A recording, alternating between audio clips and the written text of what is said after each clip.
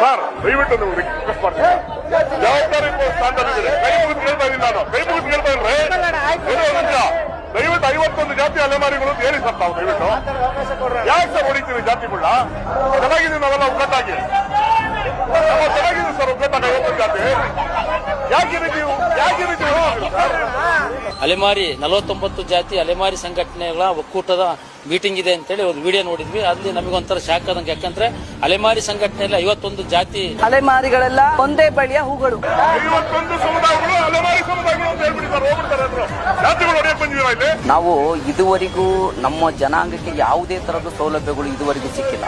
ಆದ್ರೆ ಕೆಲವೊಂದಷ್ಟು ಜನ ನಾಯಕರುಗಳು ಅವರ ಅಸ್ತಿತ್ವ ಉಳಿಸ್ಕೊಳ್ಳೋಕ್ಕೋಸ್ಕರ ಇಲ್ಲ ಇನ್ಯಾವುದೋ ಒಂದು ಷಡ್ಯಂತ್ರ ಇಟ್ಕೊಂಡು, ರಾಜಕೀಯ ಷಡ್ಯಂತ್ರ ಇಟ್ಕೊಂಡು ಸಮುದಾಯಗಳನ್ನ ಹೊಡೆಯೋ ಒಂದು ಕೆಲಸವನ್ನು ಮಾಡ್ತಾ ಇದ್ದಾರೆ. 51 ಪರಿಶಿಷ್ಟ ಜಾತಿಯ ಅಲೆಮಾರಿಗಳು ಒಂದೇ ಬಳಿಯ ಹೂಗಳು. ಮಾನದಂಡ ಏನು? ಸರ್ಕಾರ ನೀವಲ್ಲ, ಸರ್ಕಾರ ಅಧಿಕೃತವಾಗಿ ಘೋಷಣೆ ಮಾಡಿದೆ 51 ಸಮುದಾಯ ಅಂತ.